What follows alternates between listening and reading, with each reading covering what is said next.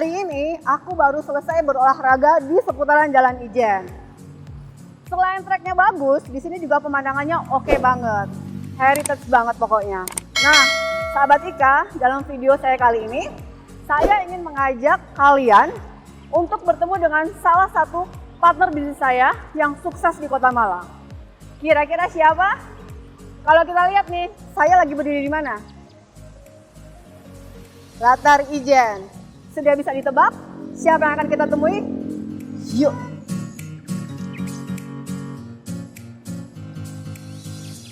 Oke Pak, ternyata ada protokol kesehatannya. Kita harus wajib cuci tangan, kemudian pakai sabun dan cek suhu badan ya Pak.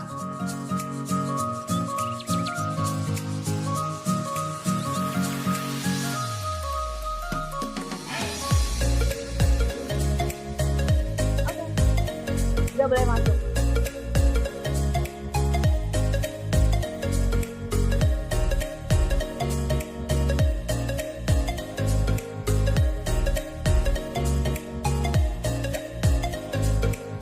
Selamat pagi.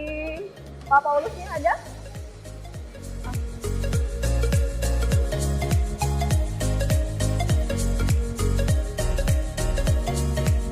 Selamat pagi Pak Paulus. Hey, apa kabar? Baik Kak, apa kabar? Yeah. Wah, dari mana ini? Dari olahraga Pak. Wah, Kayaknya Bapak juga bisa olahraga nih. Iya sama. Wah, sama dong. Iya. Lari juga dong. Iya, keren. harus sehat selalu. Yes, harus sehat selalu. Iya. Pak, sebelum kita mulai ngobrol nih, Oke. kita sapa dulu sahabat Ika yang ada di rumah ya Pak. Oke. Pagi sahabat Ika. Halo, selamat pagi semua. Nah, Pak Paulus ini adalah salah satu partner sekaligus nasabah BPR Jatim ya Pak ya. Nah, beliau ini adalah salah satu notaris yang ternama di Kota Malang. Ya. Mau tahu seperti apa kesuksesan Pak Paulus? Nanti kita ngobrol di atas ya. Oke. Gitu ya Pak? Oke, kita di Kita atas. di atas? Oke. Oke. Ayo, ayo.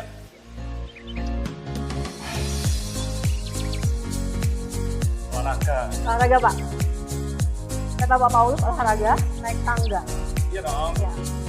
Kita kan runner. Jangan naik lift, harus sehat Yes. selalu.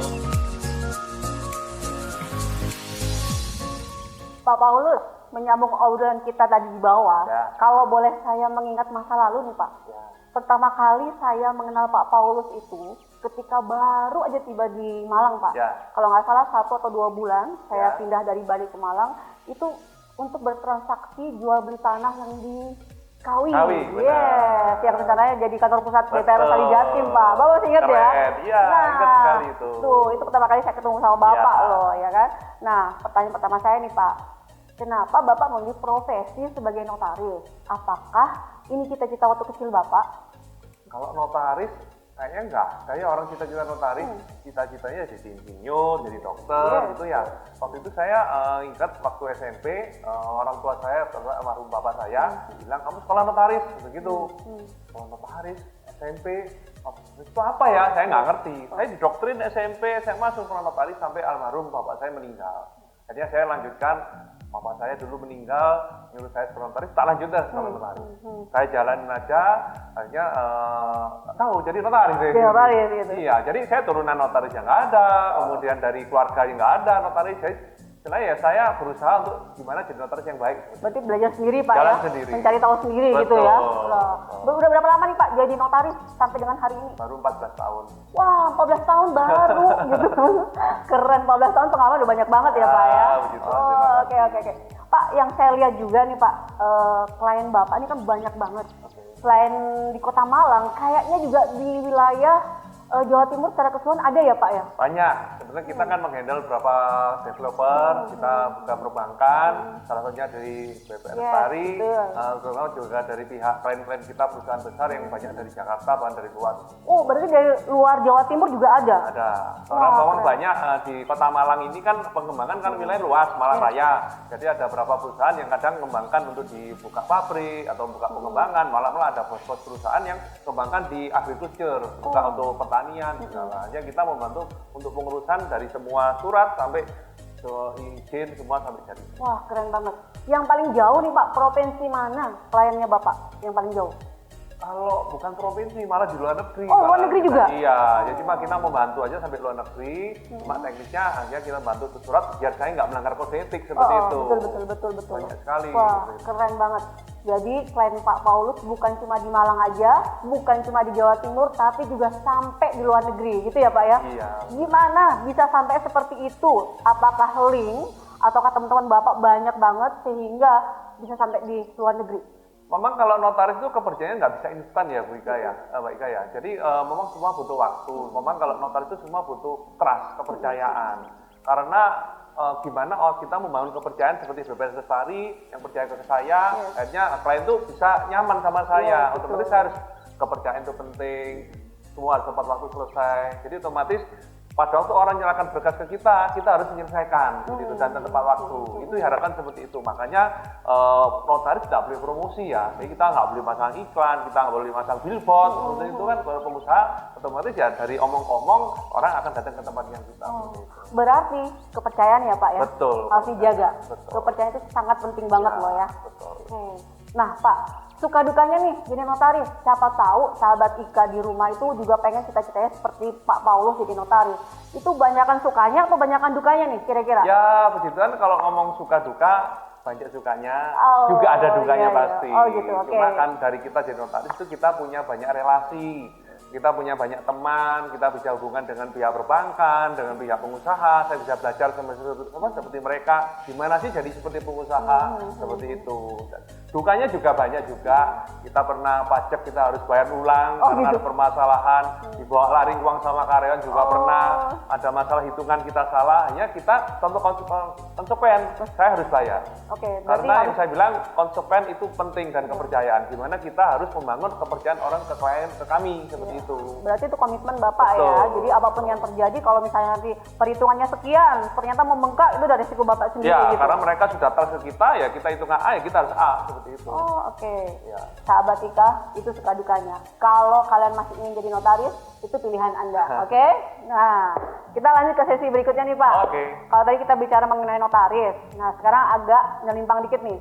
Selain notaris, saya kayaknya tahu kalau Bapak itu juga punya bisnis kuliner, ya Pak. Apakah bisnis kuliner yang Bapak tekunin sekarang ini berawal dari emang hobi kulineran? Karena di Instagram Bapak dan Facebook Bapak, saya sering banget tuh lihat Pak Paulus itu nge-vlog ya Pak ya? Iya. Nge-vlog mengenai makanan-makanan, baik yang di kaki 5 maupun yang di bintang 5, kan gitu ya Pak? Nah, apakah bermula dari itu, ataukah memang Bapak atau Ibu bisa masak atau hobi masak? Ya. Sehingga punya ide untuk membuka latar ijen ini gitu. Jadi pertama saya suka traveling. Setiap waktu ada luang, sebulan 2 bulan sekali saya usahakan untuk keluar kota, ke luar negeri, berbagai macam variasi makanan yang saya bisa dapat. Saya terus terang saya tidak bisa masak. Saya nggak masak. Cuma saya ngerti konsep bisnisnya seperti apa. Dari pelajaran seperti itu dan saya sering traveling, begini loh, gimana sih cara bikin usaha makanan yang bisa orang itu layak untuk datang, yang kekinian seperti apa. Hanya saya banyak belajar dari traveling itu, saya bikin konsep, gimana kalau saya bikin makanan Indonesian dengan Western dicampur seperti itu. Dengan model tempat yang kekinian, nanti akan saya tunjukin nanti ya teman-temannya. Nah, maksudnya saya saya mengerjakan kerjasama beberapa teman yang memang awalnya dari pakarnya, saya bisa berdiri namanya Latar Ijen. Berarti bukan dari hobi memasak, tapi melainkan hobi kulineran. Berarti Bapak bisa membedakan dong ya, makanan ini rasanya udah pas, dan makanan ini yang rasanya kurang gitu. Bisa ya Pak ya? Dan yang kekinian seperti apa? Karena gini, banyak suatu usaha, makanan enak tapi nggak bisa jalan. Tapi makanan nggak enak tapi bisa jalan. Kenapa seperti itu? Itu yang banyak saya pelajari gitu loh. Hanya masalah tempat, harus instagramable, banyak buat tempat foto. Itu sangat-sangat penting sekarang, apalagi untuk anak muda. Iya betul Pak. Karena saya lihat banget di Latar Ijen ya, banyak banget spot-spot yang instagramable banget ya kan. Betul. Nah buat sahabat Ika yang pengen nambah konten ya di Instagramnya, bisa langsung kepoin aja nih ya Instagramnya Latar Ijen di bawah ini ya Pak ya. Dan langsung follow, jangan lupa ya. Nah Pak, dalam masa pandemi ini ya pastinya bisnis kuliner itu berdampak ya Pak ya. Nah antisipasi apa yang Bapak lakukan nih? pada waktu awal kita 2 bulan Februari, bulan Maret, memang kita mengalami masa pandemi yang sangat parah Itu ya. pas ya Pak jadi ya? omsetnya kita hampir turun sampai 10%. Memang semua kena, jadi saya berpikiran kalau kita kena, semua kena, ya sudah kita harus jalani. Dan otomatis tim-tim yang kita sudah jalan, kita tetap pertahankan dengan nanti kita efisiensi. Nah, otomatis pada waktu itu kita mengadakan beberapa coba terobosan. Akhirnya kita mengadakan mencoba untuk take away. Kemudian kita juga makan untuk waktu itu ada acara Lebaran, kita waktu sebelum Lebaran Ramadan, puasa ya, Ramadan, ya. sale kita makan. Kita berbagai macam usaha yang kita coba, akhirnya kita berusaha untuk survive seperti itu. Untuk survive. Karena di saat sekarang banyak usaha-usaha yang sudah mulai berjatuhan. Karena mereka tidak mempertahankan tim, akhirnya begitu mau usaha mau jalan, mereka sudah lost tim, sudah berhamburan timnya. Ya, jadi waktu itu saya mempertahankan, ya puji Tuhan untuk awal sekarang ini, sudah 2 bulan terakhir ini sangat bagus progresnya seperti itu. Sudah mulai membaik ya Pak ya? Sangat-sangat membaik, meskipun belum 100%, cuma kita arahnya ke naik terus. Ya, karena kan arahnya sekarang ke new normal ya Pak ya. Ya. Berarti Latar Ijen sendiri sudah diantisipasi untuk new normal berikutnya ya Pak ya? Betul, dan kita sudah sertifikasi new normal dari pihak pemerintah Kota Malang. Akhirnya kita standar-standar kita ikuti semua protokol, hanya biar kita bisa buka dengan aman dan nyaman, dan tamu-tamu pun juga senang bahwa aman di tempatnya kita. Iya, betul. Seperti tadi Pak, ketika saya baru masuk Latar Ijen, ternyata protokol kesehatannya keren juga ya. Jadi wajib sebelum masuk Latar Ijen, wajib cuci tangan, pakai sabun, kemudian cek suhu tubuh. Oke. Dengar-dengar juga nih Pak, di Latar Ijen ternyata ada sebuah coffee shop. Benar ya Pak? Betul. Yang ada di rooftop. Betul. Nah, itu kenapa coffee shop itu ada di rooftop Pak? Nah, makanya saya bilang kita harus bikin suatu pembeda dalam suatu usaha. Dalam arti pada waktu saya menemukan tempat ini di Jalan Ijen, yang mana kawasannya sangat strategis, saya bikin satu konsep bahwa kita harus punya tempat pembeda. Di mana kita harus punya, contohnya di lantai 4, nanti saya tunjuki di sana, bahwa saya ingin bikin konsep satu garden, tapi di rooftop. Mungkin di daerah Malang, khususnya apalagi Jawa Timur, mungkin setahu saya mungkin nggak ada ya. Baru Dengan konsep yang memang untuk Instagram sekali dan bisa dibuat foto. Otomatis pada waktu kita mendapatkan tempat ini, ini harus dibikin seperti ini. Dan makanya pada waktu kita bikin konsep itu, saya belajar. Saya ke Bali, saya ke Bandung, saya ke Jakarta, saya keliling Indonesia. Keliling, ya ini di Jawa sih ya. Kemarin kita Bali 1 hari kita ke 5 tempat, langsung dapat 15 tempat dalam 3 hari. Keren. Akhirnya kita bikin konsep seperti yang nanti akan terjadi. Oke. Nah, itu kan tadi coffee shop. Oke. Pasti menu utamanya adalah kopi ya Pak? Iya. Kalau boleh saya tahu andalan kopinya apa Pak?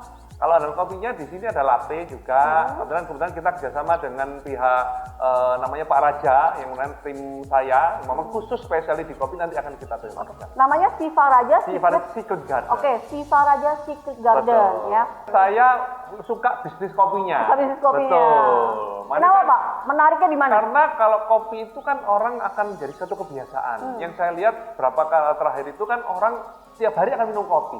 Nggak minum kopi orang pusing. Pusing gitu Ya, tapi berarti otomatis bisnis ini bisa dipertahankan untuk lebih bagus seperti itu. Karena otomatis orang sudah jadi minded, sudah kebiasaan, lifestyle seperti itu kan.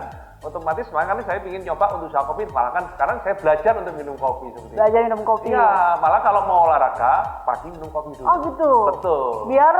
Biar lebih, larinya lebih lebih oke kencang. lah. Oh gitu. Itu buat coba Seru buat nih. pemirsa coba. Seru nih. Iya. Ilmu baru ya, jadi sebelum Iya. lari kita harus minum kopi Minum kopi dulu, gitu. tapi yang low oke. sugar, jangan gulanya terlalu banyak. Oke. Iya. Tadi kalau kita lihat ya di Instagramnya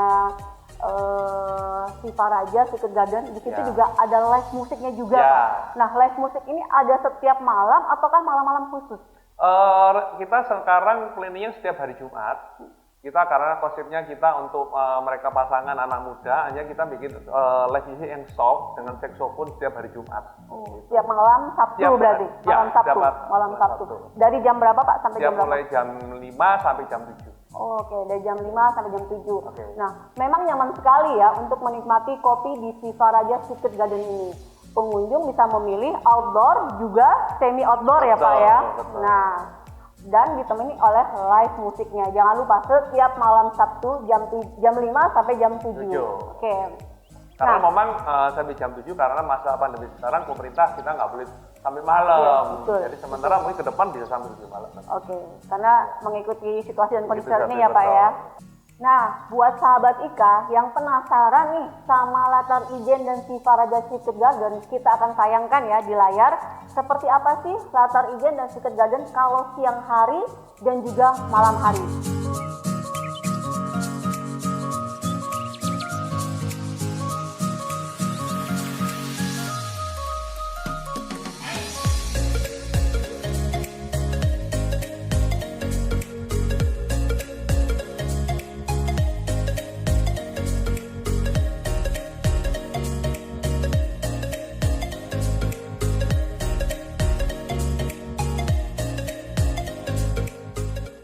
Bisa dilihat ya. Nah, keren banget kan? Kalau kalian belum sempet datang ke sini, kepoin dulu aja Instagramnya. Langsung follow, oke? Nah, tadi kita udah ngomong mengenai bisnis ya, notaris, bisnis kulinernya Bapak. Nah, sekarang sahabat Ika di rumah juga pengen tahu nih, hobi olahraga Bapak itu apa sih gitu kan? Nah, pengen tahu Pak, hobinya apa untuk olahraga? Saya olahraganya, hobinya dilari. Lari. Wah, sama dong sama Sama saya. ya? Sama dong, Pak. Kita lari. Sekarang kita berpenampilan. Iya. Yeah. Ternyata hobi Pak Paulus sama dengan saya. Suka lari ya. Nah, Pak Paulus, apakah ada motivasi khusus sehingga Bapak menyukai olahraga ini? Karena lari itu sangat simpel dan sangat-sangat menyehatkan. Pertama kali kalau saya boleh cerita, antaranya 4-5 tahun lalu, badan saya gemuk. Gemuk? Berat saya 95 kilo. Berarti Pak Paulus pernah gemuk loh. Ya, kalau pakai baju itu XXL yang ekspor. Seperti itu. Kalau sekarang beli sombong nih, pakai M ini saya. Oh iya, berkat lari. Berkat lari. Oke. Berarti dulu gemuknya berapa kilo Pak? 95 kilo. 95 kilo. Dan sekarang? Sekarang hampir 79-80 kilo. Keren. Berarti sekitar hampir 30 kilo turun ya Pak ya? Enggak, 16 kilo. Berapa tadi? Oh iya, 16 kilo. Sorry. 30 kilo jadi krempeng dari sana. Wah, nggak ada yang nyangka loh Pak Paulus kalau dulu pernah gemuk gitu. Ada fotonya Pak? Ada. Oh ada. Ada. Nanti bisa lihat di Instagram. Oke, berarti kita bisa contek nih ya. Boleh lihat ya Pak, foto Boleh. waktu Pak Paulus itu gemuk di 95 kilogram. Oke. Seperti apa ya. Iya. Berarti itu motivasi Bapak untuk berlari. Ya. Dan itu ngefek banget ya Pak? Sangat-sangat ngefek dan itu sangat efektif kalau kita berolahraga rutin tiap hari. Seminggu? Bahkan seminggu saya lari seminggu 3 kali. Saya bahkan sekarang saya nge-gym, bahkan sekarang saya juga tenis. Wah, keren. Berarti setiap minggu dilakukan secara rutin Pak? Rutin. Kemudian, kalau tadi motivasi lari Bapak untuk menguruskan nih ya berat badannya. Terus ada target khusus nggak dalam berlari Pak? Kalau target khusus ada, kebetulan setelah awalnya dulu saya mengikuti event 10 kilo, 21 kilo, 42 kilo, bahkan saya sudah mengikuti maraton di kota-kota Indonesia. Sekarang saya men-challenge untuk ikut di luar, namanya major. Kebetulan di dunia itu ada 6 major maraton yang saya ikuti dan saya sudah ikut 2. Udah ikut 2? Udah 2. Tapi tahun ini? Tahun ini sebenarnya ada 2 di Chicago sama New York, akhirnya cancel. Tapi ditunda tahun depan? Sudah tahun depan. Keren, berarti Pak Paulus sudah pernah finish 42 kali dan itu punya target tertentu setiap bulan harus finish ya Pak ya? Iya, pada waktu itu malah 2018 saya target 1 tahun saya bisa 9 kali ikut full maraton. 9 kali full maraton, Iya. Keren. Pak, saya belum pernah finish di 42 Oh kali. ya? Yes. Wah, itu harus dicoba itu. Waduh, harus coba Pak ya? Harus coba. Paling jauh baru 21 kali. Coba. Nah, Pak, untuk mencoba nih, rencananya kan memang tahun ini saya mau mencoba 42 kali, cuma karena pandemi, jadinya event itu ditunda tahun depan. Betul. Nah, Bapak tolong bagi dong tips atau triknya, biar kalau kita nanti berlari dalam jarak yang jauh nih, 42 kali, kita nggak cedera. Ya. Ya, karena saya khawatir banget Pak, takutnya cedera, kram, atau mungkin kesleo gitu loh. Mungkin Bapak bisa berbagi ya sama sahabat kita. Memang kalau untuk berlari dari 21 yang Mbak Ika sekarang dan 42 kilo memang nggak gampang. Anggaplah 21 dikali 2. Baru kita 21 kilo kita sudah capek, Mas. Otomatis kita butuh persiapan. Nggak mungkin orang bisa langsung dari 5 kilo jadi 42 kilo. Itu nggak ada. Pasti semua butuh proses untuk latihan. Betul. Nggak mungkin tanpa latihan kita bisa berhasil. Nah, setelah kita latihan, coba Boyka ikut 21 kilo lah, ikutlah 5-6 kali, kalau udah, baru coba langkah 42 kilo. Itu banyak persiapan, kita harus rutin, kita harus long run, seminggu usahakan ada 25 kilo, kemudian bulan depannya kita ikut lagi 28 kilo latihannya, sampai 30 kilo. Kalau kita sudah latihan 30 kilo, pasti bisa 42 kilo. Pasti bisa Pak ya? Pasti. Kalau Tapi- ngelewatin 30 pasti bisa? Pasti bisa. Nah, logikanya 12 kilo itu kan nanti kan kita boleh jalan lah di situ. Karena kan setiap event itu kan dikasih waktu 42 kilo kan 7 jam. Yes, 7 jam. Ya, awalnya dulu saya ikut 6 jam 30 menit. Hampir. Hampir mau cut off time malahan itu. Mau nangis saya.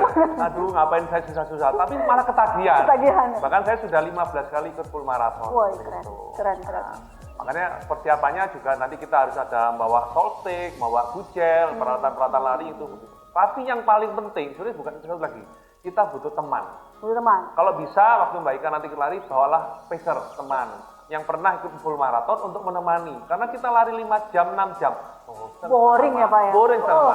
Bahkan kita antara pingin pulang sama malu, gitu aja kan gitu. Kalau Betul, pulang betul. nanti malu, gitu. Kalau bisa finish luar biasa. Iya, Begitu iya. kita finish, nangis pasti. Wah, Iya. terkesan banget ya. Jadi penasaran Pak, semoga tahun depan saya bisa 42 Wajib kilo. dicoba. Wajib nih, Wajib waduh dicoba. gitu ya. Iya. Oke, berarti yang saya petik dari triknya Bapak ya, kita kalau udah berani lari sampai 30 kilo, Ya. itu berarti kita bakalan bisa finish Pasti di bisa 42. finish, pasti bisa. Oke, sip. Terakhir itu saya lari paling jauh di 25 kilo Pak. Ya, berarti lagi dikit ya sebenarnya Pak ya. Nah, tapi pandemi pasti jarang latihan Yes, ini. betul. Betul ya? Betul. Iya. Sama pandemi ini memang saya jarang lari. Larinya pendek-pendek, Pak. Iya. Paling cuma 3 kilo, 5 kilo gitu Itu loh. harus diulangi lagi. Karena begitu kita di bawah 3 bulan kita nggak latihan, pasti akan turun kemampuan. Akan turun. kemampuan. Ya, Oke, sip. Terima kasih, Pak. Sip. Siap. Oke. Nah, tadi kan Bapak sempat bilang Bapak ikut event di dalam dan di luar negeri. Oke. Ya, udah banyak event yang diikutin ya, Pak. Yang paling menarik event yang mana? Saya ikut yang di major Yang marathon. Saya sudah pernah ikut yang di Tokyo Marathon, yang kedua di Berlin Marathon. Kenapa, Dan Pak? yang paling berkesan bagi saya adalah di Berlin. Di Berlin. Karena bisa dapat personal best saya sendiri. Waktu itu saya biasanya 6 jam 30 menit, akhirnya saya bisa finish di 4 jam. 4 jam. Itu kenapa? Karena di sana hawanya dingin, Dingin. kemudian euforianya hampir 40.000 pelari yang ikut, otomatis kita akan berbondong-bondong semangat untuk sangat berlari di sana. Tapi kalau cuacanya dingin, Pak, untuk pernafasan Lebih terganggu? bagus. Oh, lebih bagus. Karena pas di sana cuacanya hampir sama, lebih dingin daripada di kota Malang. Kalau di Malang, kalau sekarang gini kan antara pagi lah 19 derajat, 20 derajat, di sana bahkan bisa cuma 13 derajat. Otomatis semangat kita lari nggak akan gampang capek seperti itu. Oh, gitu. Kalau kita di kota tropis, apalagi kita ikut event-event di Indonesia kan panas. Panas, ya. Otomatis kita gampang drop fisiknya seperti itu. Oh, gitu ya. Berarti Ya. itu waktu tercepat untuk menempuh 42K. Betul. Keren. Nah, makanya Mbak harus coba yang major satu Yes. kali lah minimal. Yes, oke, kita Itu coba. cita-cita pelari kita. Oke. Doain ya, Pak. Amin, pasti. Nah, Bapak juga pastinya tergabung dalam komunitas lari. Bener Ya, nggak? oke. Tergabung di komunitas apa nih, Pak? Saya di Pete Sport Community. Pete? Ya. Tunggu, Pak. Kalau pete, dalam pikiran saya nih, itu adalah makanan yang baunya menurut saya enak banget. Atau pete itu adalah singkatan. Menurut Bapak yang mana nih? Ya, kalau kita asal mula pete, bahwa pete itu adalah buah. Buah pete. Buah pete. Ya, waktu awal saya membuat komunitas jogging, nama apa ya? Hanya kita mencari nama yang universal, yang sangat gampang. Hanya kita sempat ke Malang Selatan, kita sempat namanya jogging club waktu itu. Hanya kita sama-sama kok ada buah pete kok murah di sana. Hanya kita coba untuk beli, kita jual.